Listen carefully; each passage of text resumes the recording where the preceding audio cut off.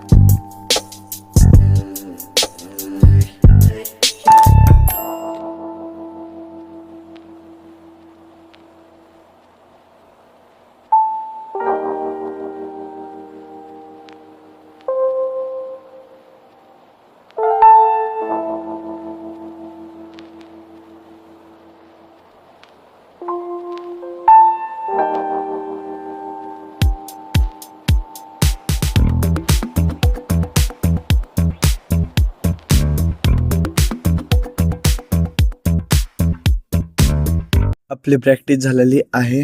तर मला वाटते आपली प्रॅक्टिस चांगली नाही झाली. जेव्हा मी हातावर थांबायचा प्रयत्न करत होतो तेव्हा असं वाटलं होतं की मला पायच नाहीत, कारण की माझ्या पायामध्ये जीव काहीच नाही, हातामध्ये बी तेवढा नाही, कारण की जास्तीत जास्त पायात जीव नाही. जेव्हा मी थांबायचा प्रयत्न करतोय असं वाटतं की मला पायच नाहीत, फीलच नाही होत. कंबर टाईट केला गेला का मला पाय साध्य नाही गेला, आणि पाय साथ करा म्हणजे पाय टाईट करा गेलं तर कंबर साध्य नाही, कारण की आज लेग परंतु प्रॉपर मारले बरं का भावांनो. त्याच्यामुळं जेव्हा मी हातावर थांबायचा प्रयत्न करत होतो तेव्हा असं वाटलं होतं की मला पायच नाहीत. अजूनही पाय थरथर कापतात माझे. मला वाटतं ह्याला आजच्याला तर बघू आता उद्या काय होते का नाही. आज तर लेग झाला आपलं, लेग शोल्डर, उद्या बॅक बायसेप बरं का. उद्या बघू प्रॅक्टिस कसं होते का नाही. आज जे झालं ते झालं, जाऊ द्या, काय करा आता, जे होणार आहे ते होणारच आहे बरं का भावांनो. तर आपलं कुठं चुकलं बिकलं तर कमेंट करा. भरपूर चुकत असेल आपल्यामध्ये, कारण की आता भरपूर 3-4 महिने झालं आपण चॅलेंज घेतलेला आहे, आज कम्प्लीट नाही केलं. भरपूर प्रॉब्लेम येत आहेत आपल्यामध्ये आणि जात पण आहेत बरं का. मला वाटतं आपला प्रॉब्लेम डिसिप्लिन चुकते कुठेतरी, त्याच्यामुळे आपल्याला प्रॅक्टिस होणे गेल्या. दुसरं कारण हे असेल की आपली पूर्ण एनर्जी जिम मध्ये जात असेल आणि वर आलं का काहीच राहणार गेलं बरं का. दुसरं कारण मला वाटतं डिसिप्लिनच म्हणून, कारण की वर्कआउट मी 1 तास करतो, इथले 6 एक्सरसाइजच्या वर एक पण नाही घेत बरं का. सिंगल बी राहिलं तर आपण एवढंच घेतलं असतं आणि डबल बी राहिलं तर आपण एवढंच घेतलं असतं, कारण की आपली चुकी आहे डिसिप्लिन सांभाळलं पाहिजे नसतं, पुढे चलून आपलं अवघड आहे बरं का. चला मग आता खाली जाऊ, स्ट्रेचिंग बिचिंग करू आणि घरी निघायचा प्रयत्न करू.